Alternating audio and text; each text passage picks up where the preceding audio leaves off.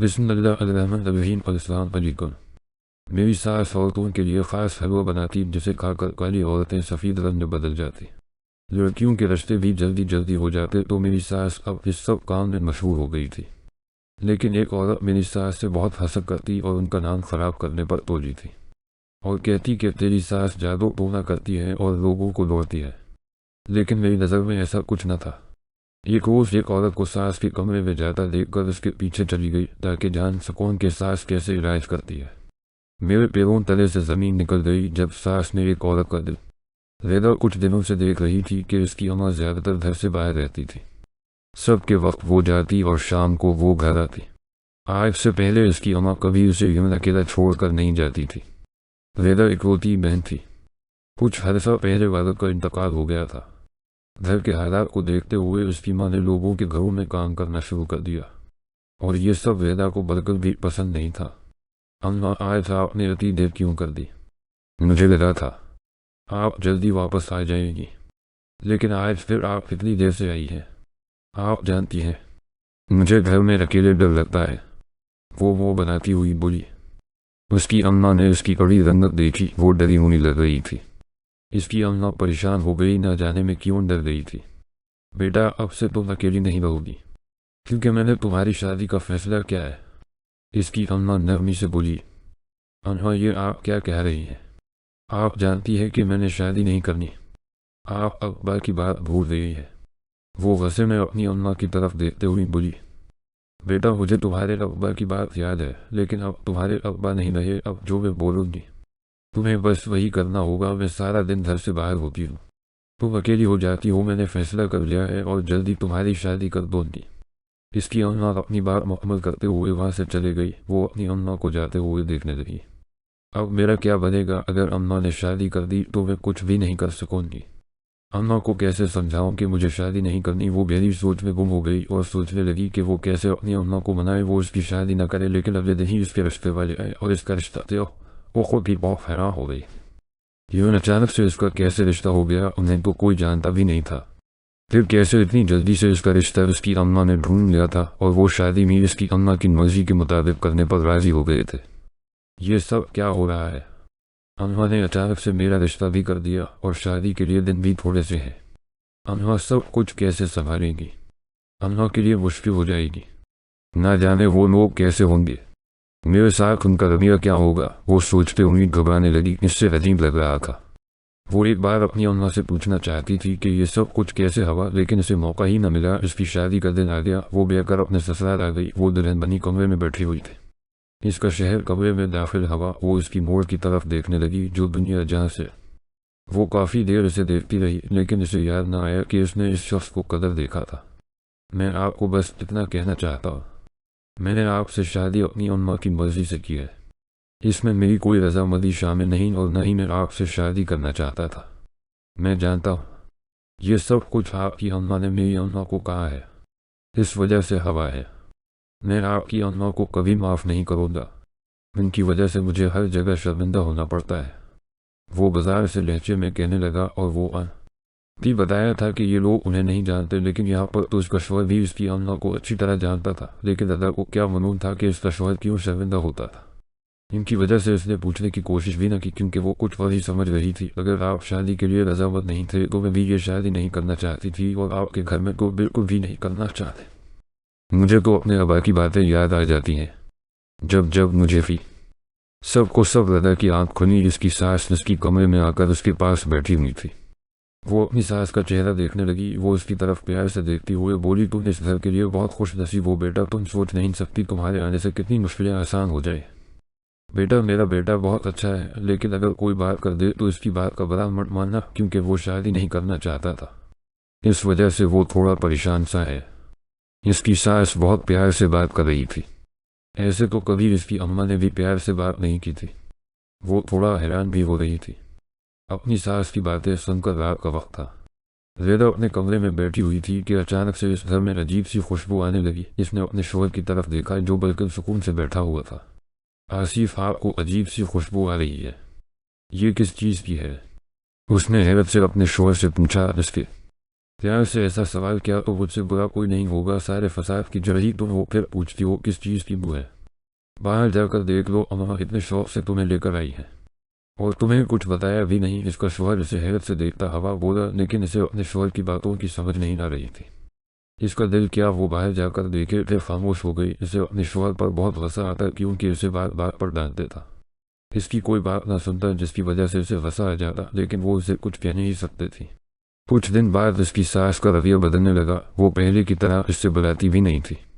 इसकी अपने शोहर को भी बोलती, अपनी सास को भी बोलती कि इसकी अम्मा से बात करवाए, लेकिन वो टाल देते थे। दोपहर का वक्त था। रदर सारे काम खत्म करके अपने कमरे में गई। अचानक से इसे पीछे से आवाज़ आई, जैसे इसकी सास किसी औरत के साथ इसके बारे में बात करे। वो अपना नाम सुनकर कमरे से बाहर निकली। सामने एक औरत बैठी हुई थी। रदा पहले तो इसके हाथ में पकड़ा डब्बा देखने लगी, जिसके बदले में इस औरत ने अपनी सास के दिमाग में कुछ चल रहा था। ये सब कुछ तुम्हारी वजह से ही हो रहा है बेटा, इसकी सास ने मुस्कुराते हुए कहा। वो नासमझी से अपनी सास का चेहरा देखने लगी। क्या मतलब है? मेरी वजह से ये सब कुछ? मुझे आपकी बात की समझ नहीं आई। वो हैरानी से अपनी सास को भी बोलती है और इसकी सास को भी बोलती है और इसकी सास को भी बोलती है और इसकी सास को भी बोलती है और इसकी सास को भी बोलती है और इसकी सास को भी बोलती है और इसकी सास को भी। अपनी सास से पूछने लगी, बेटा ये मैं तुम्हें नहीं बता सकती, क्योंकि अगर ये बता दिया तो मेरा काम कैसे होगा? इसकी सास ने अपनी बात नरमी से कहा और वो अपनी सास का मुँह देखती रही। रात के वक्त वो अपने कमरे में बैठी हुई थी कि उसका शहर कमरे में दाखिल आवा और इसका परेशान सा चेहरा देखने लगा। क्या हुआ? ठीक को इशारा शुरू करी, वो सब ठीक तो है ना? इसके शहर ने पहली बार उसे कुछ पूछा था। उसका दिल क्या वो सब कुछ बता डाल कि उसने ऐसा क्यों कहा उसकी अम्मा के बारे में। क्या हुआ? कोई परेशानी बताने के लिए इतना भी सोचता है? इसके शहर ने मुस्कुराते हुए कहा और उसे दाल में कुछ काला करने लगा, क्योंकि इसके शहर का अचानक से रवैया बदल गया था। ज़रूर इसके पीछे कोई वजह थी। वो अभी वहीं पर बैठी हुई थी। इस दिन की तरह आज फिर उसे अजीब सी खुशबू आने लगी। जैसे ही इसके शहर ने खुशबू सूंघी, वो अजीब नज़रों से अपनी बीवी को देखने लगा। उसने हैरानी से कहा, लेकिन इसकी बात सुनकर उसके शहर को हैरत हुई। क्या मतलब? तुम्हें कुछ नहीं पता? अम्मा तुम्हें अपनी बहू बनाकर इस घर में क्यों लेकर आई है? मुझे लगा था तुम्हें सब पता होगा, इसके शहर ने हैरत से कहा और वो अपने शहर के अल्फाज पर गौर करने लगी। क्यों ना आपकी अम्मा मुझे अपनी बहू बनाकर लाई है? मैं जानती थी ज़रूर इसके पीछे कोई वजह होगी, क्योंकि कोई भी औरत अपने बेटी की शादी किसी ऐसी लड़की से नहीं कर सकती जो यतीम हो और अब लोगों के घरों में काम करती। वो उदासी से बोली, लेकिन इसका शहर खामोश हो गया। इसकी बातें सुनकर उसे मुनासिब नहीं लग रहा था वो उसे कुछ भी बताता, क्योंकि जो वो अपनी अम्मा के बारे में बता रही थी, इसकी शहर के नज़ीर उसकी अम्मा की तो वो पहचान नहीं थी। वो तो किसी और की पहचान के साथ इसकी अम्मा को जानता था। आपकी अम्मा ने मुझे क्यों बहू बनाया, आप मुझे बता दें, वो हैरत से पूछ रही थी अपने शहर से। लेकिन इसका शहर बात को बदलने लगा। वो चाहता था किसी तरीके से वो इससे कुछ भी ना पूछे, लेकिन वो जद पर अड़ी हुई थी। अच्छा तुम अभी जद न करो, मैं तुम्हें बहुत जल्द बताऊंगा, क्योंकि मैं खुद अभी इस बारे में कुछ नहीं जानता। ये बात सच है या झूठ है, इस वजह से मैं पहले तुम्हें कुछ नहीं बताऊंगा।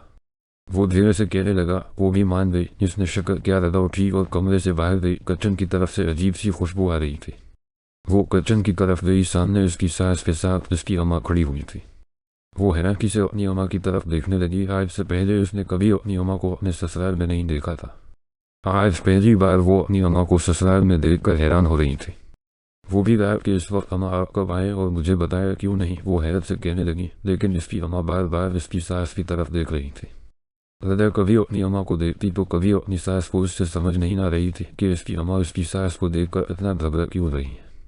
इसकी सास एकदम से मुस्कुराती हुई बोली, बेटा तुम्हारी अम्मा आई है ना? तो आते ही कहने लगी, पहले मैं कच्चन में अपनी बेटे के लिए कुछ बनाऊंगी और तब उसे मिलूंगी। उस वजह से कच्चन में थी। कहने लगी अभी फारग हुई है। वहाँ तो इस वजह से रात को आई है। उसकी अम्मा की जगह उसकी सास जवाब देने लगी और उसकी अम्मा उसकी सास की हमने हम मिलाने लगी। लेकिन रदा को बहुत अजीब लग रहा था। इसकी अम्मा का इस तरह का रवैया। वो बहुत घबराई हुई लग रही थी। वो अपनी अम्मा को कमरे में ले गई, लेकिन इसकी अम्मा बहुत जल्दी में लग रही थी, जैसे उन्हें बहुत ज़रूरी काम हो। वो रात को ही वापस घर चली गई। ये बात रदा को हजम न हुई। अगले दिन इसके घर में एक औरत आई। रदा उसे हैरत से देखने लगी, क्योंकि यही औरत कुछ दिन पहले आई थी और बहुत काली थी, लेकिन आज जिसका रंग बुरा लग रहा था। आज वो देख रही थी। दिन में काफ़ी बार औरतें आए जो इसकी सास ने रात को हलवा बनाया था, वो लेकर गई थी, लेकिन इसकी सास ने किसी के सामने वो हलवा नहीं दिया। वो इसको अंदर ले गई और जब वो बाहर निकलती तो बहुत खुश होती जब सारी लड़कियां और औरतें चली गई। इसकी सास मुस्कुराते हुए बोली, बेटा इससे रंग गोरा हो जाता है, इस वजह से ये औरतें ले जाती हैं। काली लड़कियां ये हलवा ले जाती हैं और उसके बाद इनका रंग गोरा हो जाता है, फिर इनके रिश्ते भी हो जाते हैं। वो अपनी सास की बातों के मजाक समझ सकती थी, लेकिन इसकी सास बिल्कुल संजीदा होकर बोल रही थी। वो हैरान हो रही थी, भला ऐसे कैसे हो सकता है। इसी तरह रोज कोई ना कोई औरत वो हलवा ले जाती। सबो उसकी सास कहाँ जाने के लिए तैयार हो गई थी। वो हैरानी से अपनी सास को देख रही थी। न जाने वो कितनी बार अपनी सास से पूछो की थी कि वो कदर जा रही है, लेकिन इसकी सास ने कोई जवाब न दिया। उन्होंने इसके बारे में अपने बेटे को भी कुछ न बताया। इसकी सास के जाने के बाद वेदा का शौहर इससे पूछने लगा, तुम्हें मालूम है क्या कि अम्मा कदर जा रही है? तुम्हें तो बता कर ही जाएगी, क्योंकि तुम तो पहले भी सबको जानती हो। इसके शौहर ने तजस्सुस से पूछा, लेकिन इसे क्या मालूम था? वो खुद भी नहीं जानती, आप भी नहीं जानते, मैं भी नहीं जानती, तो मेरा ख्याल है हमें अम्मा से पूछ लेना चाहिए, शायद उन्हें बताया हो। वो धीरे से कहने लगी। इसके शौहर ने फौरन से इसकी अम्मा का नंबर मिलाया, मगर इसकी अम्मा का नंबर बन जा रहा था। इसके शौहर ने अपनी अम्मा का नंबर मिलाया, लेकिन वो भी बन जा रहा था, और वेदा समझ गई कि ये दोनों का नंबर बंद क्यों है। इसके शौहर को काम पर चला गया और वेदा घर में अकेली हो गई। अभी थोड़ी देर ही गुजरी थी कि दरवाजे पर दस्तक हुई। उसने जाकर देखा, सामने एक औरत खड़ी हुई थी और उसे उसकी सास का पूछकर घर में दाखिल हुई। वेदा उसे कमरे में ले आई। वो औरत वेदा को अजीब नजरों से देख रही। वेदा को उलझन होने लगी। वो चाहती थी ये औरत जल्दी से चली जाए। बेटा, मैं तो तुम्हें तुम्हारी सास के बारे में कुछ बताने आई हूँ, अगर तुम अपनी सास को समझाओगी तो उनके लिए अच्छा होगा। वो औरत अजीब से लहजे में वेदा से कहने लगी, और वेदा ने फिर से इनकार कर दिया। मैं जा बेटी, वो औरत तुम्हें भी अपने साथ लगा देगी, इस वजह से उसने तुम्हें अपनी बहू बनाया है, लेकिन तुम इस औरत के जाल में मिटाना। वेदा को गुस्सा आने लगा। इस औरत की बातें सुनकर न जाने वो इसकी सास पर क्या क्या इल्जाम लगा। वेदा को लग रहा था वो औरत जिसकी सास से हसद कर रही है, इस वजह से ये सब बोल रही है। लेकिन वेदा को क्या मालूम था कि वो औरत सच कह रही थी या उसकी सास सच कहती है। इसे गुस्सा भी बहुत आया। इस औरत के जाने के बाद वो अपनी अम्मा को कॉल करने लगी। ना उसकी अम्मा कॉल उठा रही थी, ना उसकी सास। वो घबरा भी रही थी। अगर इस औरत ने जो कुछ उसकी सास के बारे में उससे कहा अगर किसी और से बोल दिया तो उसकी सास की बहुत बदनामी होनी थी। वो घबरा भी रह करती हो और ये बात उसे मजीद परेशान कर रही थी। उसे आज अपने शहर की बात भी याद आ रही थी। वो सोचने लगी, काश वो इस वक्त अपने शहर से सब कुछ पूछ लेती कि इसकी अम्मा ने उसे क्यों बहू बनाया, तो आज वो इतना परेशान न होती। मजीद उसे ये परेशानी बनी हुई थी। कहीं अगर वो औरत सच कह रही थी तो इसकी अम्मा भी तो साथ शामिल नहीं है। वो अपनी सोचों में मगन थी। इतने में इसकी सास आ गई। क्या हुआ है, तुम इतनी परेशान क्यों घूम रही हो? इसकी सास जो तलाश कर रही हो, और उसकी सास हैरान हो गई वो उसे ऐसे क्यों देख रही थी। इसने अपनी सास से कोई बात न की क्योंकि वो जानती नहीं थी, इस वजह से वो कुछ बोल भी नहीं सकती थी। वो औरत बस उसकी सास से जल रही थी, जिसकी वजह से वो ये सब कह रही थी। वो बस यही सोचे जा रही थी। वो देखना चाहती थी कि इसकी सास ये सब कुछ जो करती है, क्या वो औरत सच कह के गई है। उसने गहरी सांस लेते हुए सोचा। इसका दिमाग फट रहा था। इसकी अम्मा को कॉल की तो उनका नंबर ऑन था। जब तक इसकी सास का बंद था तब तक इसकी अम्मा का नंबर भी बंद था। रिश्तेदार में कुछ काला लगने लगा। उसे अपनी सास से पूछा भी, लेकिन इसकी सास ने साफ बता दिया कि इसकी अम्मा उसके साथ नहीं थी। रात के वक्त उसका शहर आया। वो एक ही जद लगा कर बैठ गई। वो उसे सच बताए, दादा क्या हो गया है? जैसा आप सोच रही है वही सच भी नहीं है, बस अम्मा को आप अच्छी लगी थी, इसी वजह से अम्मा ने आपको अपनी बहू बना लिया। आप क्यों? वो झूठ बोल रहा है। वो उसे सच नहीं बताना चाहता क्योंकि वो अपनी अम्मा से डरता था। आपने कहा था कि आप मुझे सच बताएंगे और आज मैं सब सुनकर ही रहूंगी। मैं बहुत परेशान हूँ। आप नहीं जानते होते क्या क्या बातें कर रहे हैं। वो संजीदगी से कहने लगी, लेकिन इसका शहर इसे क्या बताता। वो ये सारी बातें तो पहले ही सुन चुका था। उसने भी ये वक्त देखा है, वो भी इन लम्हों से गुजरा है। तुम परेशान रखो, मैं तुम्हें 2 दिन तक बता दूंगा, तब तक तुम आना। होगा। वो संजीदगी से कहने लगा। उसने इस बात में सर हिला दिया। अगले दिन फिर से वही औरत आई और न जाने क्या क्या बातें कर गई। इस औरत पर वसा तो बहुत आया, मगर वो खामोश रही। इस औरत के जाने के बाद उसने सोच लिया था कि वो जान कर ही रही कि इसकी सास कैसे इलाज कर दिया। जब वो औरत चली गई तो एक औरत इसकी सास के पास आई और इसकी सास के कमरे की तरफ चली गई। वो देखने लगी, ये मौका अच्छा है, वो देख ले इसकी सास कैसे इलाज करती है। इसके पैरों तले से जमीन निकल गई। वो सामने औरत को देखने लगी। इसकी सास इस औरत के दिल की धड़कन चेक कर रही थी और वहां पर उसकी अनादी बैठी हुई थी। इसकी अम्मा ने वो हलवा पकड़ाया तो रदा को मजीद हैरत का झटका लगा। वो नफी में सर हिलाते हुई कमरे से बाहर निकल आई। इसने जैसा सोचा था वहां पर सब कुछ उल्टा था। अब वो सोच रही थी वो रात को ही अपनी सास से बात करेगी, क्योंकि वो अपनी अम्मा के सी बोला था, जब बात कोई और थी तो आपने मुझे कोई और क्यों बताई। मैं जान गई हूँ जो आप मुझे हलवा बताती रही वो क्या है। जानती है, कुछ दिनों से एक औरत मेरे पास आ रही है और वो कहती है कि तुम्हारी सास जादू टोने करती है और लोगों को डरती है। सिर्फ मैं नहीं, इस औरत की बातों की वजह से जाने की कोशिश की आप क्या करती हैं, लेकिन मुझे पता चला है कि वो आप जो हलवा कहती है वो हलवा नहीं बल्कि वो मुंह पर लगाने वाली करीम है जो आप और अम्मा मिलकर घरों ने बना।